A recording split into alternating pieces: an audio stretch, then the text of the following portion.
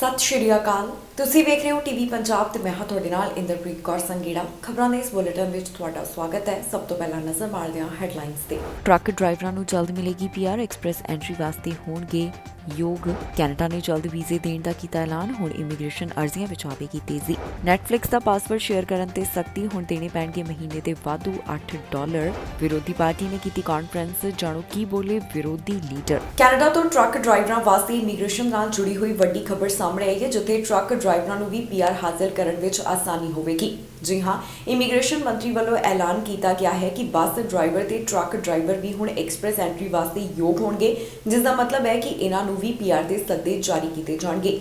ਅਜਿਹਾ ਕਦਮ ਲੇਬਰ ਦੀ ਘਾਟ ਨੂੰ ਪੂਰਾ ਕਰਨ ਸੰਬੰਧੀ ਚੁੱਕਿਆ ਗਿਆ। ਟਰੱਕ ਡਰਾਈਵਰਾਂ ਲਈ ਇਮੀਗ੍ਰੇਸ਼ਨ ਦੇ ਪੱਖੋਂ ਇੱਕ ਵੱਡੀ ਖਬਰ ਸਾਹਮਣੇ ਆਈ ਹੈ, ਜਿੱਥੇ ਐਕਸਪ੍ਰੈਸ ਐਂਟਰੀ ਵੱਲੋਂ ਖੁਸ਼ਖਬਰੀ ਸਾਂਝੀ ਕੀਤੀ ਗਈ। ਜੀ ਹਾਂ, IRCC ਦਾ ਕਹਿਣਾ ਹੈ ਕਿ ਐਕਸਪ੍ਰੈਸ ਐਂਟਰੀ ਅਧੀਨ ਹੁਣ ਬੱਸ ਅਤੇ ਟਰੱਕ ਡਰਾਈਵਰ ਵੀ ਐਲੀਜੀਬਲ ਹੋਣਗੇ। ਦਰਅਸਲ 16 ਨਵੰਬਰ 2022 ਨੂੰ immigration, refugees and citizenship Canada ਵੱਲੋਂ ਨੈਸ਼ਨਲ ਆਕੂਪੇਸ਼ਨ ਕਲਾਸੀਫਿਕੇਸ਼ਨ ਵਿੱਚ ਕੁਝ ਬਦਲਾਵ ਕੀਤੇ ਗਏ, ਜਿਸ ਮੁਤਾਬਕ ਬੱਸ ਅਤੇ ਟਰੱਕ ਡਰਾਈਵਰਾਂ ਨੂੰ ਵੀ ਐਕਸਪ੍ਰੈਸ ਐਂਟਰੀ ਵਾਸਤੇ ਯੋਗ ਕਰ ਦਿੱਤਾ ਗਿਆ ਹੈ। ਮੌਜੂਦਾ ਸਮੇਂ ਕੈਨੇਡਾ ਵਿੱਚ ਬੱਸ ਡਰਾਈਵਰਾਂ ਦੀ ਭਾਰੀ ਕਮੀ ਦੇਖਣ ਨੂੰ ਮਿਲ ਰਹੀ ਹੈ, ਜਿਸ ਨੂੰ ਪੂਰਾ ਕਰਨ ਵਾਸਤੇ ਕਈ ਤਰ੍ਹਾਂ ਦੇ ਕਦਮ ਚੁੱਕੇ ਜਾ ਰਹੇ ਨੇ। ਅਕਤੂਬਰ 2022 ਵਿੱਚ ਇੱਕ ਰਿਪੋਰਟ ਪੇਸ਼ ਕੀਤੀ ਗਈ, ਜਿੱਥੇ ਪਤਾ ਚੱਲਿਆ ਕਿ ਮੌਂਟਰੀਅਲ ਵਿੱਚ ਸਕੂਲ ਬੱਸ ਡਰਾਈਵਰਾਂ ਦੀ ਕਾਫੀ ਕਮੀ ਹੈ। ਇਸ ਦੇ ਨਤੀਜੇ ਇਹ ਨਿਕਲੇ ਕਿ ਬਹੁਤ ਸਾਰੇ ਰੂਟ ਦੀਆਂ ਬੱਸਾਂ ਨੂੰ ਰੱਦ ਕਰਨਾ ਪੈ ਰਿਹਾ ਸੀ। ਹੁਣ ਇਸ ਤਰ੍ਹਾਂ ਲੇਬਰ ਦੀ ਘਾਟ ਨੂੰ ਪੂਰਾ ਕਰਨ ਵਾਸਤੇ ਕਈ ਤਰ੍ਹਾਂ ਦੇ ਉਪਰਾਲੇ ਕੀਤੇ ਜਾ ਰਹੇ ਨੇ, ਜਿਸ ਵਿੱਚ ਇਮੀਗ੍ਰੇਸ਼ਨ ਦਾ ਉਪਰਾਲਾ ਵੀ ਜੁੜਿਆ ਹੋਇਆ ਹੈ। ਟਰੱਕ ਡਰਾਈਵਰਾਂ ਦੀ ਜੋ ਸ਼ਾਰਟੇਜ ਹੈ, ਉਸ ਬਾਰੇ ਵੀ ਰਿਪੋਰਟ ਸਾਹਮਣੇ ਆਈ, ਜਿੱਥੇ ਪਤਾ ਚੱਲਿਆ ਕਿ ਮੌਜੂਦਾ ਸਮੇਂ ਬਹੁਤ ਸਾਰੇ ਟਰੱਕ ਡਰਾਈਵਰਾਂ ਦੀ ਜ਼ਰੂਰਤ ਹੈ। ਸਾਲ 2021 ਦੇ ਦੂਸਰੇ ਕੁਆਰਟਰ ਵਿੱਚ 18,000 ਟਰੱਕ ਡਰਾਈਵਰਾਂ ਦੀਆਂ ਨੌਕਰੀਆਂ ਖਾਲੀ ਹੋਣ ਦੀ ਜਾਣਕਾਰੀ ਦਿੱਤੀ ਗਈ ਤੇ ਸਾਲ 2022 ਦੇ ਦੂਸਰੇ ਕੁਆਰਟਰ ਵਿੱਚ ਇਹ ਅੰਕੜਾ ਵੱਧ ਕੇ 20,110 ਦੇ ਉੱਪਰ ਪਹੁੰਚ ਗਿਆ। ਹੁਣ ਇਮੀਗ੍ਰੇਸ਼ਨ ਵਿਭਾਗ ਵੱਲੋਂ ਇਹ ਜੋ ਨਵਾਂ ਕਦਮ ਚੁੱਕਿਆ ਗਿਆ, ਇਸ ਨਾਲ ਲੇਬਰ ਦੀ ਘਾਟ ਨੂੰ ਪੂਰਾ ਕੀਤਾ ਜਾ ਸਕੇਗਾ ਤੇ ਜਿਹੜੀ ਇੰਡਸਟਰੀ ਪ੍ਰਭਾਵਿਤ ਹੋ ਰਹੀ ਹੈ, ਉਸ ਦੇ ਵਾਸਤੇ ਵੀ ਹੱਲ ਕੱਢਿਆ ਜਾ ਰਿਹਾ ਹੈ।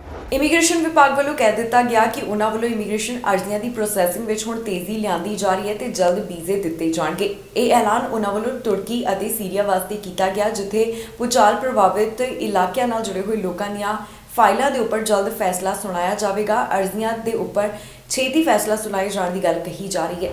ਕੈਨੇਡਾ ਵੱਲੋਂ ਇਮੀਗ੍ਰੇਸ਼ਨ ਅਰਜ਼ੀਆਂ ਵਿੱਚ ਤੇਜ਼ੀ ਲਿਆਂਦੀ ਜਾਵੇਗੀ, ਜਿਸ ਨਾਲ ਜਲਦ ਵੀਜ਼ੇ ਜਾਰੀ ਕੀਤੇ ਜਾਣਗੇ। ਜੀ ਹਾਂ, ਇਹ ਐਲਾਨ ਟਰਕੀ ਤੇ ਸੀਰੀਆ ਨਾਲ ਜੁੜਿਆ ਹੋਇਆ ਹੈ, ਜਿੱਥੇ ਭੂਚਾਲ ਆਉਣ ਤੋਂ ਬਾਅਦ ਕੈਨੇਡਾ ਵੱਲੋਂ ਇਮੀਗ੍ਰੇਸ਼ਨ ਦੀਆਂ ਅਰਜ਼ੀਆਂ ਵਿੱਚ ਤੇਜ਼ੀ ਲਿਆਂਦੀ ਜਾ ਸਕਦੀ ਹੈ। ਇਸ ਦੀ ਜਾਣਕਾਰੀ ਇਮੀਗ੍ਰੇਸ਼ਨ ਮੰਤਰੀ ਸ਼ੌਨ ਫਰੇਜ਼ਰ ਵੱਲੋਂ ਸਾਂਝੀ ਕੀਤੀ ਗਈ, ਜਿੱਥੇ ਉਹਨਾਂ ਦਾ ਕਹਿਣਾ ਹੈ ਕਿ ਟਰਕੀ ਤੇ ਸੀਰੀਆ ਦੇ ਜੋ ਭੂਚਾਲ ਪ੍ਰਭਾਵਿਤ ਇਲਾਕੇ ਨੇ, ਉੱਥੋਂ ਦੇ ਲੋਕਾਂ ਵਾਸਤੇ ਇਮੀਗ੍ਰੇਸ਼ਨ ਦਾ ਪ੍ਰੋਸੈਸ ਤੇਜ਼ ਕੀਤਾ ਜਾਵੇਗਾ। ਦੱਸ ਦਈਏ ਕਿ ਟਰਕੀ ਤੇ ਸੀਰੀਆ ਵਿੱਚ ਜ਼ਬਰਦਸਤ ਭੂਚਾਲ ਆਇਆ, ਜਿਸ ਤੋਂ ਬਾਅਦ 19,000 ਤੋਂ ਜ਼ਿਆਦਾ ਲੋਕਾਂ ਦੀ ਜਾਨ ਚਲੀ ਗਈ ਤੇ 64,000 ਦੇ ਕਰੀਬ ਲੋਕ ਜ਼ਖਮੀ ਦੱਸੇ ਜਾ ਰਹੇ ਨੇ। ਮੌਤਾਂ ਦਾ ਅੰਕੜਾ ਰੋਜ਼ਾਨਾ ਵਧਦਾ ਹੀ ਜਾ ਰਿਹਾ ਹੈ। ਇੱਥੇ ਹਾਲਾਤ ਕੁਝ ਇਸ ਤਰ੍ਹਾਂ ਦੇ ਬਣ ਗਏ ਕਿ ਕਈ ਲੋਕ ਜਿੰਦਾ ਹੀ ਇਮਾਰਤਾਂ ਹੇਠਾਂ ਦਬ ਗਏ, ਜਿਨ੍ਹਾਂ ਨੂੰ ਬਚਾਉਣ ਵਾਸਤੇ ਅਜੇ ਵੀ ਰਾਹਤ ਕਾਰਜ ਜਤਾਏ ਜਾ ਰਹੇ ਨੇ। ਵੱਡੀ ਗਿਣਤੀ ਦੇ ਵਿੱਚ ਲੋਕ ਬੇਘਰ ਹੋ ਗਏ ਨੇ, ਜਿਨ੍ਹਾਂ ਨੂੰ ਖਾਣ ਪੀਣ ਦੀਆਂ ਚੀਜ਼ਾਂ ਹਾਸਲ ਕਰਨ ਲਈ ਵੀ ਜੱਦੋ-ਜਹਿਦ ਕਰਨੀ ਪੈ ਰਹੀ ਹੈ।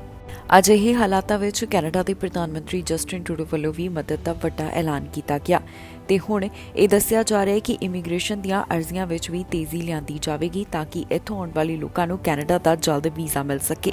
ਨੈਟਫਲਿਕਸ ਵੱਲੋਂ ਹੁਣ ਸਖਤੀ ਕੀਤੀ ਜਾ ਰਹੀ ਹੈ। ਜੇਕਰ ਤੁਸੀਂ ਕਿਸੇ ਨਾਲ ਪਾਸਵਰਡ ਸਾਂਝਾ ਕਰਦੇ ਹੋ ਤਾਂ ਇਸ ਵਾਸਤੇ ਤੁਹਾਨੂੰ ਵਾਧੂ ਪੈਸੇ ਦੇਣੇ ਪੈਣਗੇ। ਨੈਟਫਲਿਕਸ ਵੱਲੋਂ ਕਿਹਾ ਗਿਆ ਕਿ ਜੇਕਰ ਤੁਸੀਂ ਕਿਸੇ ਨਾਲ ਪਾਸਵਰਡ ਸਾਂਝਾ ਕੀਤਾ ਤਾਂ ਫਿਰ ਕੈਨੇਡਾ ਵਿੱਚ ਤੁਹਾਨੂੰ ਇਸ ਵਾਸਤੇ $8 ਵੱਧ ਦੇਣੇ ਪੈਣਗੇ। ਹੁਣ ਜੇਕਰ ਨੈਟਫਲਿਕਸ ਦਾ ਪਾਸਵਰਡ ਕਿਸੇ ਨਾਲ ਸਾਂਝਾ ਕਰਦੇ ਹੋ ਤਾਂ ਫਿਰ ਤੁਹਾਨੂੰ ਇਸ ਵਾਸਤੇ ਵਾਧੂ ਪੈਸੇ ਦੇਣੇ ਪੈਣਗੇ। ਜੀ ਹਾਂ, ਕੈਨੇਡਾ ਤੋਂ ਖਬਰ ਸਾਹਮਣੇ ਆ ਰਹੀ ਹੈ, ਜਿੱਥੇ ਨੈਟਫਲਿਕਸ ਦਾ ਪਾਸਵਰਡ ਸ਼ੇਅਰ ਕਰਨ ਤੇ ਵਾਧੂ ਪੈਸੇ ਦੇਣੇ ਪੈਣਗੇ। ਇਸ ਸੰਬੰਧੀ $8 ਦਾ ਭੁਗਤਾਨ ਕਰਨਾ ਪਵੇਗਾ। ਨੈਟਫਲਿਕਸ ਕੈਨੇਡਾ ਵੱਲੋਂ ਗ੍ਰਾਹਕਾਂ ਨੂੰ ਜਾਣਕਾਰੀ ਦਿੱਤੀ ਗਈ, ਜਿੱਥੇ ਦੱਸਿਆ ਗਿਆ ਕਿ ਗ੍ਰਾਹਕਾਂ ਦੁਆਰਾ ਪਾਸਵਰਡ ਸ਼ੇਅਰ ਕਰਨ ਸੰਬੰਧੀ ਹੁਣ ਨਵੀਂ ਪਾਲਿਸੀ ਲਿਆਂਦੀ ਜਾ ਰਹੀ ਹੈ। ਨਵੀਂ ਨੀਤੀ ਮੁਤਾਬਕ ਪਾਸਵਰਡ ਸਾਂਝਾ ਕਰਨ ਵਾਲੇ ਗਾਹਕਾਂ ਨੂੰ ਹਰ ਮਹੀਨੇ $8 ਦਾ ਵਾਧੂ ਭੁਗਤਾਨ ਕਰਨਾ ਪਵੇਗਾ। ਇਸ ਬਾਰੇ ਨੈਟਫਲਿਕਸ ਦਾ ਕਹਿਣਾ ਹੈ ਕਿ ਉਪਭੋਗਤਾਵਾਂ ਨੂੰ ਆਪਣੇ ਪਰਿਵਾਰ ਤੋਂ ਬਾਹਰ ਪਾਸਵਰਡ ਸਾਂਝਾ ਕਰਨ ਦੀ ਪਾਲਿਸੀ ਬਾਰੇ ਈਮੇਲ ਰਾਹੀਂ ਸੂਚਿਤ ਕੀਤਾ ਜਾਵੇਗਾ। ਨੈਟਫਲਿਕਸ ਕੈਨੇਡਾ ਦੇ ਇਸ ਸਮੇਂ 2 ਪਲਾਨ ਚੱਲ ਰਹੇ ਨੇ। ਨੈਟਫਲਿਕਸ ਦਾ ਵਿਗਿਆਪਨ ਮੁਕਤ ਪਲਾਨ $9.99 ਪ੍ਰਤੀ ਮਹੀਨਾ ਹੈ, ਜੋ ਕਿ ਇੱਕ ਸਮੇਂ ਇੱਕ ਥਾਂ ਤੇ ਇੱਕ ਵਿਅਕਤੀ ਦੁਆਰਾ ਦੇਖਿਆ ਜਾ ਸਕਦਾ ਹੈ। ਵਿਗਿਆਪਨ ਵਾਲੇ ਪਲਾਨ ਦੀ ਮਹੀਨਾਵਾਰ ਸਬਸਕ੍ਰਿਪਸ਼ਨ $5.99 ਹੈ। ਕੰਪਨੀ ਦੇ ਸਟੈਂਡਰਡ ਪਲਾਨ ਮੁਤਾਬਕ $16.99 ਪ੍ਰਤੀ ਮਹੀਨੇ ਵਿੱਚ ਇੱਕ ਉਪਭੋਗਤਾ ਇੱਕੋ ਸਮੇਂ 2 ਡਿਵਾਈਸ ਦੇਖ ਸਕਦਾ ਹੈ, ਪਰ ਉਹ ਇੱਕੋ ਥਾਂ ਤੇ ਹੋਣੇ ਚਾਹੀਦੇ ਨੇ। 2 ਅਲੱਗ-ਅਲੱਗ ਥਾਵਾਂ ਤੇ ਦੇਖਣ ਵਾਸਤੇ $7.99 ਦੀ ਵਾਧੂ ਫੀਸ ਅਦਾ ਕਰਨੀ ਪਵੇਗੀ। ਸਟੈਂਡਰਡ ਪਲਾਨ ਇੱਕ ਵਾਧੂ ਉਪਭੋਗਤਾ ਤੱਕ ਸੀਮਤ ਹੋਵੇਗਾ। ਪ੍ਰੀਮੀਅਮ ਪਲਾਨ, ਜਿਸ ਦੀ ਫੀਸ $20.99 ਹੈ, 4 ਯੂਜ਼ਰਸ ਨੂੰ ਇੱਕੋ ਸਮੇਂ ਦੇਖਣ ਦੀ ਆਗਿਆ ਦਿੰਦਾ ਹੈ, ਜਿਸ ਵਿੱਚੋਂ ਕੋਈ 2 ਯੂਜ਼ਰਸ $7.99 ਪ੍ਰਤੀ ਵਿਅਕਤੀ ਭਰ ਕੇ ਕਿਸੇ ਹੋਰ ਥਾਂ ਤੇ ਦੇਖ ਸਕਦੇ ਨੇ। ਇਸ ਨਾਲ ਪ੍ਰੀਮੀਅਮ ਪਲਾਨ ਦੀ ਕੀਮਤ $35 ਹੋਵੇਗੀ। ਜਦੋਂ ਨੈਟਫਲਿਕਸ ਸਾਲ 2010 ਵਿੱਚ ਕੈਨੇਡਾ ਅੰਦਰ ਲਾਂਚ ਕੀਤਾ ਗਿਆ ਤਾਂ ਇਸ ਦੀ ਕੀਮਤ $7.99 ਪ੍ਰਤੀ ਮਹੀਨਾ ਸੀ ਤੇ ਡਿਵਾਈਸਾਂ ਦੀ ਸੰਖਿਆ ਤੇ ਕੋਈ ਵੀ ਸੀਮਾ ਨਹੀਂ ਸੀ। ਨੈਟਫਲਿਕਸ ਨੇ ਅਕਤੂਬਰ ਮਹੀਨੇ ਦੌਰਾਨ ਗਾਹਕਾਂ ਨੂੰ ਵਿਗਿਆਪਨ ਦੇਖਣ ਦੀ ਸ਼ਰਤ ਤੇ ਸਸਤਾ ਪਲਾਨ ਦੇਣ ਦਾ ਐਲਾਨ ਕੀਤਾ। ਨੈਟਫਲਿਕਸ ਨੇ ਇਹ ਨਹੀਂ ਦੱਸਿਆ ਕਿ ਇਹ ਨਵੇਂ ਨਿਯਮਾਂ ਨੂੰ ਕਦੋਂ ਲਾਗੂ ਕਰਨਾ ਸ਼ੁਰੂ ਕੀਤਾ ਜਾਵੇਗਾ, ਪਰ ਆਪਣੀ ਰਿਪੋਰਟ ਦੇ ਵਿੱਚ ਕਿਹਾ ਗਿਆ ਕਿ ਮਾਰਚ ਖਤਮ ਹੋਣ ਤੋਂ ਪਹਿਲਾਂ ਦੁਨੀਆ ਭਰ ਵਿੱਚ ਨਵੇਂ ਨਿਯਮਾਂ ਨੂੰ ਲਾਗੂ ਕਰਨ ਦੀ ਯੋਜਨਾ ਹੈ। ਇਸ ਦੇ ਨਾਲ ਹੀ ਦੱਸ ਦਈਏ ਕਿ ਨੈਟਫਲਿਕਸ ਦੇ ਦੁਨੀਆ ਭਰ ਵਿੱਚ ਲਗਭਗ 250 ਮਿਲੀਅਨ ਭੁਗਤਾਨ ਕਰਨ ਵਾਲੇ ਗ੍ਰਾਹਕ ਨੇ ਤੇ ਕੰਪਨੀ ਦਾ ਕਹਿਣਾ ਹੈ ਕਿ ਇਹਨਾਂ ਵਿੱਚੋਂ 100 ਮਿਲੀਅਨ ਵਰਤਮਾਨ ਵਿੱਚ ਆਪਣੇ ਪਾਸਵਰਡ ਸਾਂਝੇ ਕਰਦੇ ਨੇ। ਇਸ ਤੋਂ ਪਹਿਲਾਂ ਕੰਪਨੀ ਦੇ ਸਭ ਤੋਂ ਪਹਿਲਾਂ ਐਲਾਨ ਕੀਤਾ ਸੀ ਕਿ ਉਹ ਸਾਲ 2022 ਦੇ ਅੰਤ ਵਿੱਚ ਪਾਸਵਰਡ ਸ਼ੇਅਰਿੰਗ ਤੇ ਆਪਣੀ ਨੀਤੀ ਨੂੰ ਬਦਲੇਗੀ, ਪਰ ਕੋਈ ਵੇਰਵੇ ਸਾਂਝੇ ਨਹੀਂ ਕੀਤੇ ਗਏ। ਇਸ ਮਹੀਨੇ ਦੀ ਸ਼ੁਰੂਆਤ ਵਿੱਚ ਕੰਪਨੀ ਦੀਆਂ ਸੇਵਾਵਾਂ ਸ਼ਰਤ ਨੂੰ ਸੰਖੇਪ ਵਿੱਚ ਇਸ ਤਰੀਕੇ ਨਾਲ ਅਪਡੇਟ ਕੀਤਾ ਗਿਆ ਕਿ ਕੰਪਨੀ ਕਈ ਸਥਾਨਾਂ ਤੋਂ ਲੌਗਇਨ ਕਰਨ ਵਾਲੇ ਗ੍ਰਾਹਕਾਂ ਨੂੰ ਕੱਟਣ ਜਾ ਰਹੀ ਹੈ, ਪਰ ਨੈਟਫਲਿਕਸ ਨੇ ਕਿਹਾ ਕਿ ਇਹ ਗਲਤੀ ਨਾਲ ਪ੍ਰਕਾਸ਼ਿਤ ਕੀਤਾ ਗਿਆ ਸੀ ਤੇ ਸਿਰਫ ਕੁਝ ਖਾਸ ਮਾਮਲਿਆਂ ਵਿੱਚ ਹੀ ਅਜਿਹਾ ਹੋਵੇਗਾ। ਕੰਪਨੀ ਦਾ ਇਹ ਪਲਾਨ ਪਹਿਲੀ ਨਜ਼ਰੇ ਬਹੁਤੇ ਗਾਹਕਾਂ ਨੂੰ ਪਸੰਦ ਨਹੀਂ ਆਇਆ। ਨੈਟਫਲਿਕਸ ਉਪਭੋਗਤਾ ਇਸ ਬਾਰੇ ਆਪਣੇ ਵਿਚਾਰ ਸਾਂਝੇ ਕਰਦੇ ਹੋਏ ਦਿਖਾਈ ਦੇ ਰਹੇ ਨੇ। ਕੰਜ਼ਰਵੇਟਿਵ ਪਾਰਟੀ ਵੱਲੋਂ ਇੱਕ ਪ੍ਰੈਸ ਕਾਨਫਰੰਸ ਕੀਤੀ ਗਈ ਜਿੱਥੇ ਉਹਨਾਂ ਨੇ ਆਪਣੀ ਆਵਾਜ਼ ਚੁੱਕੀ ਹੈ। ਉਹਨਾਂ ਵੱਲੋਂ ਪ੍ਰਧਾਨ ਮੰਤਰੀ ਜਸਟਿਨ ਟਰੂਡੋ ਦੀ ਸਰਕਾਰ ਦੇ ਉੱਪਰ ਕਈ ਤਰ੍ਹਾਂ ਦੇ ਸਵਾਲ ਖੜੇ ਕੀਤੇ ਗਏ ਨੇ। ਹੁਣ ਕੀ ਕਹਿਣਾ ਹੈ ਉਹਨਾਂ ਦਾ, ਆਓ ਤੁਹਾਨੂੰ ਸੁਣਾਉਂਦੇ ਹਾਂ। ਕੰਜ਼ਰਵੇਟਿਵ ਪਾਰਟੀ ਦੇ ਲੀਡਰ ਵੱਲੋਂ ਨਿਊਜ਼ ਕਾਨਫਰੰਸ ਦਾ ਆਯੋਜਨ ਕੀਤਾ ਗਿਆ, ਜਿੱਥੇ ਕੁਝ ਐਮਪੀਜ਼ ਵੀ ਉਹਨਾਂ ਨਾਲ ਮੌਜੂਦ ਸਨ। ਇਸ ਦੌਰਾਨ ਨਵੇਂ ਇੰਟਰੋਡਿਊਸ ਕੀਤੇ ਪ੍ਰਾਈਵੇਟ ਮੈਂਬਰਸ ਬਿੱਲ ਦਾ ਜ਼ਿਕਰ ਕੀਤਾ ਗਿਆ ਤੇ ਨਾਲ ਹੀ ਕਾਫੀ ਹੋਰ ਗੱਲਾਂ ਦਾ ਜ਼ਿਕਰ ਕਰਦੇ ਹੋਏ ਵੀ ਉਹ ਦਿਖਾਈ ਦਿੱਤੇ। ਕੰਜ਼ਰਵੇਟਿਵ ਪਾਰਟੀ ਦੇ ਲੀਡਰ ਵੱਲੋਂ ਨਿਊਜ਼ ਕਾਨਫਰੰਸ ਦੌਰਾਨ ਕੀ ਕਿਹਾ ਗਿਆ, ਆਓ ਤੁਹਾਨੂੰ ਸੁਣਾਉਂਦੇ ਹਾਂ ਉਹਨਾਂ ਦੀ ਹੀ ਜ਼ੁਬਾਨੀ। After 8 years of Justin Trudeau, violent crime is up 32%, gang killings up 92%. We know that a very tiny minority of violent repeat offenders are doing almost all of this crime. It is not done by one young person who makes a single mistake in his life. It is done by the same repeat violent offenders that go out again and again and again and reoffend. Police tell us that often they have to arrest the same people multiple times in the very same day because they are released again and again on bail. For example, the BC Union of Mayors wrote a letter in which they said that the same 40 offenders were arrested 6,000 times in 1 year in Vancouver. That's 150 arrests per offender per year. If you could just take those 40 violent offenders off the street, you'd have 6,000 fewer victims of violent crime. So we're not talking about massively increasing the number of people who are incarcerated. We're talking about targeting the most violent repeat offenders who've demonstrated through their habitual conduct a tendency to reoffend and a likelihood that they will do so. And that is why we are calling on the Trudeau government to reverse its broken bail system, the system that Trudeau brought in, which allows the same violent repeat offenders to get same-day bail to go out and reoffend again and again. We're not talking about the young person who makes 1 or 2 mistakes when they're 19 or 20. We're talking about someone who's committed 15, 20, 30 offenses and then is arrested again for the very same reason and released onto the street to reoffend. Police tell us that that is the single biggest reason why crime has exploded under Trudeau's watch. So we ask Trudeau to fix what he's broken, and if he doesn't, we have here Frank Caputo, a former Crown prosecutor, who's introducing a bill that will fix the damage Trudeau caused. ਨਸ਼ੇ ਖਿਲਾਫ police ਵੱਲੋਂ ਵੱਡੀ ਕਾਰਵਾਈ ਕੀਤੀ ਗਈ ਹੈ, ਜਿੱਥੇ ਸਤੰਬਰ ਮਹੀਨੇ ਦੌਰਾਨ ਜਿਹੜਾ ਪ੍ਰੋਜੈਕਟ ਚਲਾਇਆ ਗਿਆ ਸੀ ਉਸ ਤਹਿਤ $9 ਮਿਲੀਅਨ ਦਾ ਨਸ਼ਾ ਬਰਾਮਦ ਕੀਤਾ ਗਿਆ। ਇਸ ਤੋਂ ਇਲਾਵਾ 2 ਜਾਣੇ ਗ੍ਰਿਫਤਾਰ ਵੀ ਕੀਤੇ ਗਏ ਨੇ। ਨਕਦੀ ਮਿਲਣ ਦੀ ਵੀ ਜਾਣਕਾਰੀ ਪੁਲਿਸ ਅਧਿਕਾਰੀਆਂ ਵੱਲੋਂ ਦਿੱਤੀ ਗਈ ਹੈ। ਹੋਰ ਕੀ ਡਿਟੇਲ ਹੈ ਤੁਹਾਨੂੰ ਇਸ ਖਬਰ ਵਿੱਚ ਦੱਸਾਂਗੇ। ਪੁਲਿਸ ਅਧਿਕਾਰੀਆਂ ਵੱਲੋਂ ਨਸ਼ੇ ਖਿਲਾਫ ਵੱਡੀ ਕਾਰਵਾਈ ਕੀਤੀ ਗਈ ਹੈ, ਜਿੱਥੇ 8.9 ਮਿਲੀਅਨ ਡਾਲਰ ਦਾ ਨਸ਼ਾ ਪੁਲਿਸ ਦੇ ਹੱਥ ਲੱਗਾ ਹੈ। ਯਾਰਕ ਪੁਲਿਸ ਵੱਲੋਂ ਦੱਸਿਆ ਗਿਆ ਕਿ ਨਸ਼ੇ ਦੀ ਇਸ ਬਰਾਮਦਗੀ ਤਹਿਤ ਉਹਨਾਂ ਵੱਲੋਂ 2 ਜਾਣਿਆਂ ਨੂੰ ਹਿਰਾਸਤ ਵਿੱਚ ਲਿਆ ਗਿਆ ਹੈ। ਜੀ ਹਾਂ, ਯਾਰਕ ਪੁਲਿਸ ਵੱਲੋਂ ਇਸ ਮਾਮਲੇ ਦੀ ਸਾਰੀ ਜਾਣਕਾਰੀ ਦਿੱਤੀ ਗਈ, ਜਿੱਥੇ ਉਹਨਾਂ ਨੇ ਦੱਸਿਆ ਕਿ 9 ਮਿਲੀਅਨ ਡਾਲਰ ਦੀ ਕੋਕੇਨ ਬਰਾਮਦ ਕੀਤੀ ਗਈ ਹੈ। ਪ੍ਰੋਜੈਕਟ ਅਰਾਈਸ ਚਲਾਇਆ ਜਾ ਰਿਹਾ ਸੀ, ਜਿਸ ਤਹਿਤ 2 ਰਿਚਮੰਡ ਹਿਲ ਦੇ ਵਸਨੀਕਾਂ ਨੂੰ ਗ੍ਰਿਫਤਾਰ ਕੀਤਾ ਗਿਆ।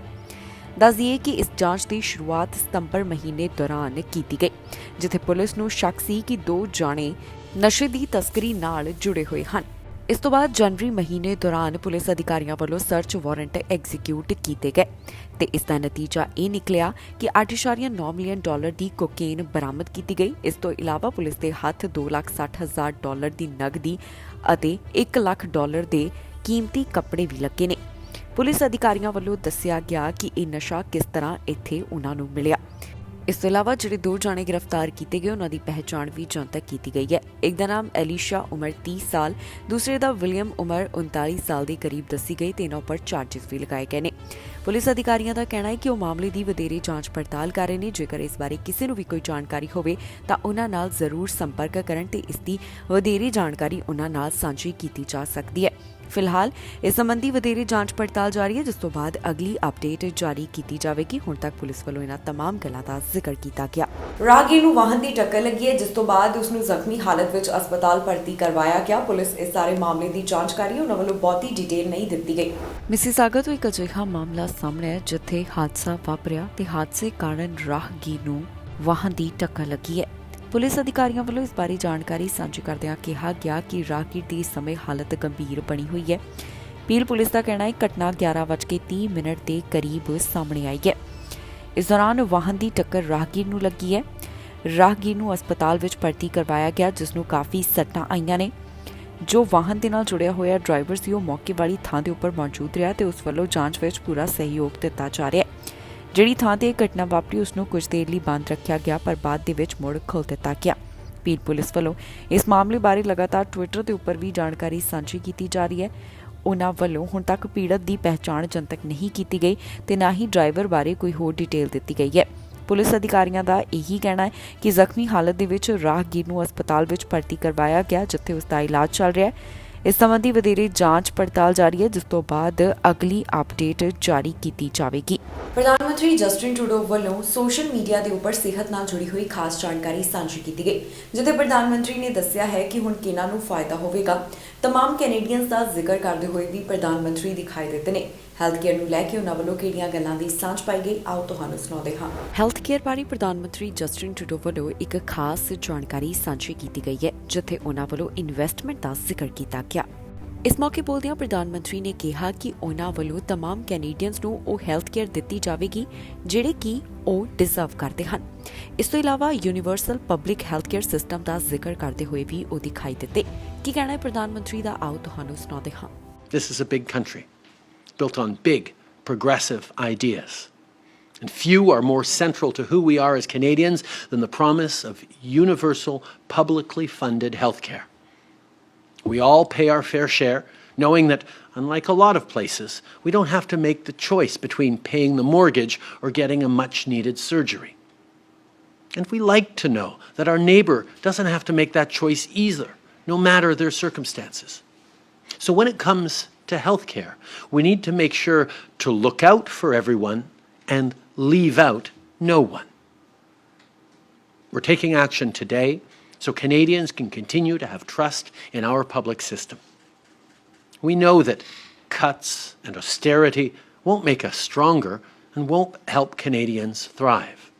We're investing in the well-being of Canadians and in a strong social safety net, not only because it's the right thing to do, but because it's the smart thing to do. Canadians deserve to know that every new dollar being announced today is exactly that, a new dollar that will go towards the improvements in healthcare that Canadians need. Because when people are healthy, when people don't have to go into unnecessary debt, when people can get timely access to healthcare before complications arise, all of it makes our economy stronger. On vient de passer des années difficiles. Les gens sont à bout, ils sont inquiets et ils doivent pouvoir compter sur le système de santé qui les a rendus si fiers d'être Canadiens et qui est une des raisons qui a encouragé tellement de gens de choisir de s'établir au Canada. Now is the time to step up, to meet this moment, to do what it takes to reinforce the defining Canadian institution that is universal public health care. ਚੀਨ ਵੱਲੋਂ ਦੇਸ਼ਾਂ ਨੂੰ ਨਿਸ਼ਾਨਾ ਬਣਾਇਆ ਗਿਆ ਜਿਸ ਦੀ planning ਕਾਫੀ ਦੇਰ ਤੋਂ ਕੀਤੀ ਜਾ ਰਹੀ ਸੀ। ਚੀਨੀ ਜਾਸੂਸੀ ਗੁਬਾਰੇ ਇਨੀ ਦਿਨੀ ਚਰਚਾ ਦਾ ਵਿਸ਼ਾ ਬਣੇ ਹੋਏ ਨੇ ਜਿਨ੍ਹਾਂ ਬਾਰੇ ਲਗਾਤਾਰ ਕਈ ਖੁਲਾਸੇ ਹੋ ਰਹੇ ਨੇ। ਹੁਣ ਤਾਜ਼ਾ ਖੁਲਾਸਾ ਹੋਇਆ ਜਿਸ ਵਿੱਚ ਦੱਸਿਆ ਗਿਆ ਕਿ ਚੀਨ ਨੇ ਦੇਸ਼ਾਂ ਨੂੰ ਟਾਰਗੇਟ ਬਣਾਉਣ ਦੀ ਪਲਾਨਿੰਗ ਕਾਫੀ ਲੰਬੇ ਸਮੇਂ ਤੋਂ ਕੀਤੀ ਹੈ। ਚੀਨ ਦੇ ਜਾਸੂਸੀ ਗੁਬਾਰੇ ਨੂੰ ਲੈ ਕੇ ਨਿਤ ਨਵਾਂ ਖੁਲਾਸਾ ਹੋ ਰਿਹਾ ਹੈ। ਅਜਿਹਾ ਇੱਕ ਖੁਲਾਸਾ ਹੋਇਆ ਜਿਸ ਨੇ ਕਈਆਂ ਨੂੰ ਹੈਰਾਨ ਕਰ ਦਿੱਤਾ। ਪੈਂਟਾਗਨ ਦਾ ਕਹਿਣਾ ਹੈ ਕਿ ਚੀਨ ਵੱਲੋਂ ਸਪਾਈ ਬੈਲੂਨ ਪ੍ਰੋਗਰਾਮ ਕਾਫੀ ਸਾਲ ਪਹਿਲਾਂ ਸ਼ੁਰੂ ਕਰ ਦਿੱਤਾ ਗਿਆ।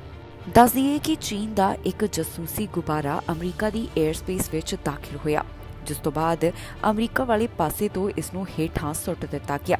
ਚੀਨ ਵੱਲੋਂ ਵੀ ਕਈ ਦਾਅਵੇ ਕੀਤੇ ਗਏ ਪਰ ਅਮਰੀਕਾ ਵੱਲੋਂ ਲਗਾਤਾਰ ਇਹ ਗੱਲ ਕਹੀ ਗਈ ਕਿ 에ਅਰ ਸਪੇਸ ਵਿੱਚ ਜਿਹੜਾ ਗੁਬਾਰਾ ਦਾਖਲ ਹੋਇਆ ਇਹ ਉਲੰਘਣ ਸੀ ਤੇ ਉਹਨਾਂ ਵੱਲੋਂ ਇਸ ਸੰਬੰਧੀ ਕਾਰਵਾਈ ਕੀਤੀ ਗਈ ਹੈ। ਅਮਰੀਕਾ ਦੇ ਇਸ ਫੈਸਲੇ ਤੇ ਕੈਨੇਡਾ ਵੱਲੋਂ ਵੀ ਸਹਿਮਤੀ ਦਾ ਪ੍ਰਗਟਾਵਾ ਕੀਤਾ ਗਿਆ। ਇਸ ਤੋਂ ਪਹਿਲਾਂ ਇੱਕ ਰਿਪੋਰਟ ਸਾਹਮਣੇ ਆਈ ਸੀ ਜਿੱਥੇ ਦੱਸਿਆ ਗਿਆ ਕਿ ਚੀਨ ਵੱਲੋਂ ਕਈ ਦੇਸ਼ਾਂ ਨੂੰ ਆਪਣਾ ਨਿਸ਼ਾਨਾ ਬਣਾਇਆ ਗਿਆ ਤੇ ਇੱਕ ਤਾਜ਼ਾ ਜਾਣਕਾਰੀ ਦੇ ਵਿੱਚ ਇਹ ਵੀ ਪਤਾ ਚੱਲਿਆ ਕਿ ਇਸ ਸਪਾਈ ਬੈਲੂਨ ਪ੍ਰੋਗਰਾਮ ਦੀ ਸ਼ੁਰੂਆਤ ਕਈ ਸਾਲ ਪਹਿਲਾਂ ਹੀ ਕਰ ਦਿੱਤੀ ਗਈ ਸੀ ਜਿਸ ਬਾਰੇ ਪੈਂਟਾਗਨ ਵੱਲੋਂ ਇੱਕ ਪ੍ਰੈਸ ਕਾਨਫਰੰਸ ਦੇ ਵਿੱਚ ਵੀ ਜਾਣਕਾਰੀ ਦਿੱਤੀ ਗਈ ਹੈ। ਕੀ ਕਹਿਣਾ ਹੈ ਉਹਨਾਂ ਦਾ ਇਸ ਸਭ ਬਾਰੇ ਆਓ ਤੁਹਾਨੂੰ ਸੁਣਾਉਂਦੇ ਹਾਂ। Let me address your second questions. Well, your second question first. I'm not able to go into the intelligence. As you highlight, we are aware that there have been 4 previous balloons that have gone over U.S. territory. This is what we assess as part of a larger Chinese surveillance balloon program. You've heard us talk in the past about the fact that this is a program that's been operated for several years. What we do know is that in some cases, whereas some of these balloons previously had not been identified, subsequent intelligence analysis did enable us to indicate that these were Chinese balloons. In terms of where they're coming from, I can't go into the specific location other than to say China. The last thing I'll say is that this last week provided the United States with a unique opportunity to learn a lot more about the Chinese surveillance balloon program, all information that will help us to continue to strengthen our ability to track these kinds of operations. America ਦੇ ਰਾਸ਼ਟਰਪਤੀ ਜੋ Biden ਨੇ ਬਾਈ American ਦਾ ਨਾਅਰਾ ਲਗਾਇਆ ਤਾਂ British Columbia ਦੇ ਕੁਝ ਲੋਕ ਚਿੰਤਾ ਵਿੱਚ ਪੈ ਗਏ। ਦਰਅਸਲ ਬ੍ਰਿਟਿਸ਼ ਕੋਲੰਬੀਆ ਦੇ ਲੱਕੜ ਉਤਪਾਦਕਾਂ ਦੀਆਂ ਚਿੰਤਾਵਾਂ ਵਿੱਚ ਵਾਧਾ ਹੋਇਆ ਜਿਸ ਦਾ ਜ਼ਿਕਰ ਕਰਦੇ ਹੋਏ ਉਹ ਖੁਦ ਦਿਖਾਈ ਦਿੱਤੇ। ਬਾਈਡਨ ਦੀ ਇੱਕ ਨਵੀਂ ਨੀਤੀ ਨੇ ਬ੍ਰਿਟਿਸ਼ ਕੋਲੰਬੀਆ ਦੇ ਉਦਯੋਗ ਵਾਸਤੇ ਚਿੰਤਾਵਾਂ ਵਧਾ ਦਿੱਤੀਆਂ ਨੇ। ਜੀ ਹਾਂ, ਬਾਈਡਨ ਦੀ ਬਾਈ ਅਮਰੀਕਨ ਨੀਤੀ ਨੇ ਬ੍ਰਿਟਿਸ਼ ਕੋਲੰਬੀਆ ਦੇ ਲੱਕੜ ਉਦਯੋਗ ਦੀਆਂ ਚਿੰਤਾ ਵਿੱਚ ਵਾਧਾ ਕੀਤਾ। ਅਮਰੀਕਨ ਰਾਸ਼ਟਰਪਤੀ ਜੋ ਬਾਈਡਨ ਦੀ ਤਾਜ਼ਾ ਬਾਈ ਅਮਰੀਕਨ ਸੁਰ ਤੋਂ ਬਾਅਦ ਹੁਣ ਬ੍ਰਿਟਿਸ਼ ਕੋਲੰਬੀਆ ਦੇ ਲੱਕੜ ਕਾਰੋਬਾਰੀਆਂ ਦੀਆਂ ਚਿੰਤਾ ਵੱਧ ਚੁੱਕੀਆਂ ਨੇ। BC ਲੰਬਰ ਟ੍ਰੇਡ ਕੌਂਸਲ ਨੇ ਕਿਹਾ ਕਿ ਬਾਈਡਨ ਦਾ ਇਹ ਕਹਿਣਾ ਕਿ ਉਹ ਫੈਡਰਲ ਫੰਡ ਪ੍ਰਾਪਤ ਬੁਨਿਆਦੀ ਢਾਂਚਾ ਪ੍ਰੋਜੈਕਟਾਂ ਵਾਸਤੇ ਵਿਦੇਸ਼ੀ ਲੰਬਰ ਦੀ ਵਰਤੋਂ ਨੂੰ ਸੀਮਿਤ ਕਰਨਾ ਚਾਹੁੰਦੇ ਨੇ ਇਹ ਚਿੰਤਾ ਦਾ ਵਿਸ਼ਾ ਹੈ। ਦੱਸ ਦਈਏ ਕਿ ਬਾਈਡਨ ਨੇ ਮੰਗਲਵਾਰ ਦੌਰਾਨ ਆਪਣੇ ਭਾਸ਼ਣ ਵਿੱਚ ਨਿਯਮਾਂ ਦਾ ਦਾਇਰਾ ਵਧਾਉਣ ਦਾ ਐਲਾਨ ਕੀਤਾ। ਵਾਈਟ ਹਾਊਸ ਦਾ ਕਹਿਣਾ ਹੈ ਕਿ ਉਹ ਚਾਹੁੰਦੇ ਨੇ ਕਿ ਬੁਨਿਆਦੀ ਢਾਂਚੇ ਦੇ ਪ੍ਰੋਜੈਕਟਾਂ ਵਾਸਤੇ ਸਾਰੀ ਉਸਾਰੀ ਸਮੱਗਰੀ ਜਿਵੇਂ ਕਿ ਤਾਂਬਾ, ਐਲੂਮੀਨੀਅਮ, ਲੱਕੜ, ਕੱਚ ਅਤੇ ਹੋਰ ਵੀ ਕਈ ਚੀਜ਼ਾਂ ਅਮਰੀਕਾ ਵਿੱਚ ਹੀ ਬਣਾਈਆਂ ਜਾਣ। ਕੌਂਸਲ ਦੀ ਪ੍ਰੈਜ਼ੀਡੈਂਟ ਦਾ ਕਹਿਣਾ ਹੈ ਕਿ ਅਮਰੀਕਾ ਸਾਲ 2021 ਵਿੱਚ ਆਪਣੀ ਸਮੁੱਚੀ ਲੱਕੜ ਦੀ ਮੰਗ ਦਾ ਸਿਰਫ 70% ਪੈਦਾ ਕਰ ਸਕਿਆ ਸੀ ਤੇ ਬਾਕੀਆਂ ਦਾ ਪਾੜਾ ਕੈਨੇਡਾ ਦੇ ਆਯਾਤ ਦੁਆਰਾ ਭਰਿਆ ਗਿਆ। ਕੈਨੇਡੀਅਨ ਉਤਪਾਦਕ ਲੰਬੇ ਸਮੇਂ ਤੋਂ ਕੈਨੇਡਾ ਤੋਂ ਅਮਰੀਕਾ ਇੰਪੋਰਟ ਹੋਣ ਵਾਲੀ ਲੱਕੜ ਤੇ ਲਗਾਈਆਂ ਜਾਣ ਵਾਲੀਆਂ ਐਂਟੀ ਡੰਪਿੰਗ ਡਿਊਟੀਆਂ ਇਹਨਾਂ ਨੂੰ ਲੈ ਕੇ ਲੰਬੇ ਵਪਾਰਕ ਵਿਵਾਦ ਦਾ ਕੇਂਦਰ ਬਣੇ ਰਹੇ ਨੇ। ਬਾਈਡਨ ਦੇ ਐਲਾਨ ਬਾਰੇ ਕਿਹਾ ਜਾ ਰਿਹਾ ਹੈ ਕਿ ਇਹ ਚਿੰਤਾਜਨਕ ਹੈ ਕਿ ਅਸੀਂ ਇਸ ਨੂੰ ਬਿਹਤਰ ਤਰੀਕੇ ਨਾਲ ਸਮਝਣ ਦੀ ਕੋਸ਼ਿਸ਼ ਕਰ ਰਹੇ ਹਾਂ ਕਿ ਕੈਨੇਡੀਅਨ ਉਤਪਾਦਕਾਂ ਵਾਸਤੇ ਇਸ ਦਾ ਕੀ ਅਰਥ ਹੋਵੇਗਾ ਇਸ ਤੋਂ ਇਲਾਵਾ ਉਹ ਕਹਿੰਦੇ ਨੇ ਕਿ ਸਾਡਾ ਫੋਕਸ ਸਰਹੱਦ ਦੇ ਦੋਹਾਂ ਪਾਸਿਆਂ ਤੇ ਕੰਮ ਕਰਨ ਦੇ ਇਰਾਦੇ ਨਾਲ ਹੈ ਤਾਂ ਜੋ ਕੈਨੇਡਾ ਨੂੰ ਲੱਕੜ ਦੇ ਪ੍ਰੋਡਕਸ਼ਨ ਪ੍ਰਦਾਨ ਕਰਨ ਦੇ ਮੌਕੇ ਨੂੰ ਹੋਰ ਹੁਲਾਰਾ ਮਿਲ ਸਕੇ ਅਤੇ ਅਸੀਂ ਜਾਣਦੇ ਹਾਂ ਕਿ ਅਮਰੀਕੀ ਹੋਮ ਬਿਲਡਰਾਂ, ਖਪਤਕਾਰਾਂ ਤੇ ਉਸਾਰੀ ਕਾਮਿਆਂ ਨੂੰ ਇਸ ਦੀ ਜ਼ਰੂਰਤ ਵੀ ਹੋਵੇਗੀ। ਸਿਹਤ ਸਹੂਲਤਾਂ ਸਸਤੀਆਂ ਹੋਣਗੀਆਂ, ਜਿਸ ਬਾਰੇ ਰਾਸ਼ਟਰਪਤੀ ਬਾਈਡਨ ਵੱਲੋਂ ਗੱਲ ਕੀਤੀ ਗਈ ਹੈ। ਆਪਣੇ ਭਾਸ਼ਣ ਦੇ ਵਿੱਚ ਉਹਨਾਂ ਵੱਲੋਂ तमाम ਗੱਲਾਂ ਦਾ ਜ਼ਿਕਰ ਕਰਦਿਆਂ ਇੱਕ ਯੋਜਨਾ ਸਾਂਝੀ ਕੀਤੀ ਗਈ ਜਿਸ ਨਾਲ ਅਮਰੀਕਾ ਵਾਸੀਆਂ ਨੂੰ ਰਾਹਤ ਦਿੱਤੀ ਜਾ ਰਹੀ ਹੈ। ਸਿਹਤ ਬਾਰੇ ਅਮਰੀਕਾ ਦੇ ਰਾਸ਼ਟਰਪਤੀ ਜੋ ਬਾਈਡਨ ਵੱਲੋਂ ਖਾਸ ਜਾਣਕਾਰੀ ਸਾਂਝੀ ਕੀਤੀ ਗਈ ਹੈ, ਜਿੱਥੇ ਉਹਨਾਂ ਨੇ ਆਪਣੀ ਯੋਜਨਾ ਸਭ ਨੂੰ ਦੱਸੀ। ਇਸ ਨਾਲ ਕਾਫੀ ਲੋਕਾਂ ਨੂੰ ਫਾਇਦਾ ਹੋਣ ਵਾਲਾ ਹੈ, ਜਿੱਥੇ ਹੈਲਥ ਕੇਅਰ ਦੀਆਂ ਕੀਮਤਾਂ ਘੱਟ ਹੋਣਗੀਆਂ। ਰਾਸ਼ਟਰਪਤੀ ਬਾਈਡਨ ਵੱਲੋਂ ਇਸ ਮੌਕੇ ਹੋਰ ਕੀ ਕੁਝ ਕਿਹਾ ਗਿਆ, ਆਓ ਤੁਹਾਨੂੰ ਸੁਣਾਉਂਦੇ ਹਾਂ। But in addition, we passed the American Rescue Plan, the Inflation Reduction Act. The people sent a clear message. Fighting for the sake of fighting gets us nowhere. There's things we got to get things done. That's always been my vision for the country, and I think that's what the American people said in this off-year election. Yesterday, I went to Wisconsin, nice and warm like down here, to talk about how we're building an economy from the bottom up and the middle out. I'm so tired of trickle-down economics, not allowed to trickle down to my dad's table when we were growing up. Today, I came to Florida to talk about a critical piece of that plan, giving families and seniors just a little more breathing room, my dad would say, to lower your health care costs, and especially important here in Florida. As I'm not surprised any one of you, it is other people around the nation, you have the highest percentage of seniors of any state in the nation. The highest percentage. Folks on fixed incomes, relying on Social Security and Medicare to get by. They deserve a greater sense of security and dignity. That's what my plan offers. To many Americans, lay in bed at night, staring at the ceiling, wondering what happens if I get sick, if I get cancer, or my wife gets breast cancer, or the kids get really sick. What happens? What happens? We're going to have to sell the house. What are we going to do? How are we going to pay our bills? I know my dad did that when he lost insurance at the company he worked for. Look, I get it. I signed the Inflation Reduction Act and took on the most powerful interest we've been fighting for years, pharma, to bring down healthcare costs so you can have a better night's sleep. America ਤੋਂ ਇੱਕ ਅਜਿਹੀ ਖਬਰ ਸਾਹਮਣੇ ਆਈ ਜਿੱਥੇ ਭਾਰਤੀ ਵਿਦਿਆਰਥਣ ਨਾਲ ਵੱਡਾ ਹਾਦਸਾ ਵਾਪਰਿਆ। ਇਹ ਵਿਦਿਆਰਥਣ ਹਸਪਤਾਲ ਵਿੱਚ ਜ਼ਿੰਦਗੀ ਤੇ ਮੌਤ ਦੀ ਲੜਾਈ ਲੜ ਰਹੀ ਹੈ। ਹਾਦਸਾ ਵਾਪਰਿਆ ਸੀ ਜਿਸ ਤੋਂ ਬਾਅਦ ਕਾਫੀ ਜ਼ਿਆਦਾ ਜ਼ਖਮੀ ਇਹ ਵਿਦਿਆਰਥਣ ਹੋ ਗਈ ਜੋ ਅਜੇ ਵੀ ਹਸਪਤਾਲ ਵਿੱਚ ਭਰਤੀ ਹੈ। ਅਮਰੀਕਾ ਵਿੱਚ ਇੱਕ ਭਿਆਨਕ ਸੜਕ ਹਾਦਸਾ ਵਾਪਰਿਆ ਜਿਸ ਤੋਂ ਬਾਅਦ ਭਾਰਤੀ ਮੂਲ ਦੀ ਵਿਦਿਆਰਥਣ ਗੰਭੀਰ ਜ਼ਖਮੀ ਹੋ ਗਈ। ਹਸਪਤਾਲ ਵਿੱਚ ਇਸ ਵਿਦਿਆਰਥਣ ਦਾ ਇਲਾਜ ਚੱਲ ਰਿਹਾ ਹੈ ਜੋ ਕਿ ਕਾਫੀ ਨਾਜ਼ੁਕ ਹਾਲਤ ਵਿੱਚ ਹੈ।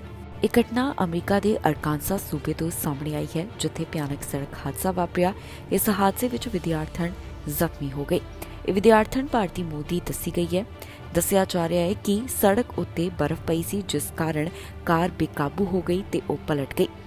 ਕਾਂਸਸ ਦੇ ਸਟੇਟ ਯੂਨੀਵਰਸਿਟੀ ਵਿੱਚ ਇਸ ਵਿਦਿਆਰਥਣ ਵੱਲੋਂ ਪੜ੍ਹਾਈ ਕੀਤੀ ਜਾ ਰਹੀ ਸੀ ਜਿਸ ਦਾ ਨਾਮ ਸ਼੍ਰੀ ਲਿਕਿਤਾ ਦੱਸਿਆ ਗਿਆ।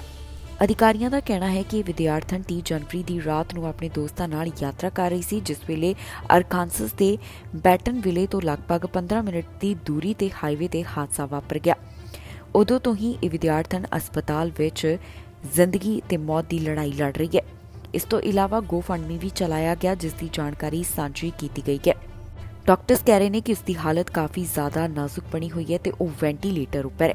ਇਸ ਦੇ ਨਾਲ ਹੀ ਜਾਂਦੇ ਇੱਕ ਵਾਰ ਫਿਰ ਤੋਂ ਨਜ਼ਰ ਮਾਰਦੇ ਹਾਂ ਹੈਡਲਾਈਨਸ ਤੇ। ਟਰੱਕ ਡਰਾਈਵਰਾਂ ਨੂੰ ਜਲਦ ਮਿਲੇਗੀ ਪੀਆਰ, ਐਕਸਪ੍ਰੈਸ ਐਂਟਰੀ ਵਾਸਤੇ ਹੋਣਗੇ ਯੋਗ। ਕੈਨੇਡਾ ਨੇ ਜਲਦ ਵੀਜ਼ੇ ਦੇਣ ਦਾ ਕੀਤਾ ਐਲਾਨ, ਹੁਣ ਇਮੀਗ੍ਰੇਸ਼ਨ ਅਰਜ਼ੀਆਂ ਵਿੱਚ ਆਵੇਗੀ ਤੇਜ਼ੀ। ਨੈਟਫਲਿਕਸ ਦਾ ਪਾਸਵਰਡ ਸ਼ੇਅਰ ਕਰਨ ਤੇ ਸਖਤੀ, ਹੁਣ ਦੇਣੇ ਪੈਣਗੇ ਮਹੀਨੇ ਦੇ ਵਾਧੂ $8। ਵਿਰੋਧੀ ਪਾਰਟੀ ਨੇ ਕੀਤੀ ਕਾਨਫਰੰਸ, ਜਾਣੋ ਕੀ ਬੋਲੇ ਵਿਰੋਧੀ ਲੀਡਰ। ਖਬਰਾਂ ਦੇ ਇਸ ਬੁਲੇਟਿਨ ਵਿੱਚ ਇੰਨਾ ਹੀ। ਫਿਲਹਾਲ ਮੈਨੂੰ ਇੰਦਰਪ੍ਰੀਤ ਕੌਰ ਸੰਗੇਨਾ ਨੂੰ ਦਿਓ ਇਜਾਜ਼ਤ ਤੇ ਤੁਸੀਂ ਵੇਖਦੇ ਰਹੋ ਟੀਵੀ ਪੰਜਾਬ।